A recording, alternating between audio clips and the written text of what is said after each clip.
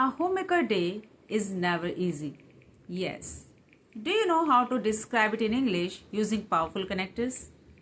A homemaker handles everything for her family. She wakes up early and starts her daily routine. She prepares meals and manages the house. But sometimes she feels tired.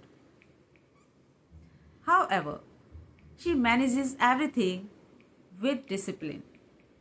She continues her work even if she feels exhausted. There is no fixed break. Nevertheless, she completes all her responsibilities because a homemaker puts her family first. This is the real strength of a homemaker. Thanks for watching and happy learning.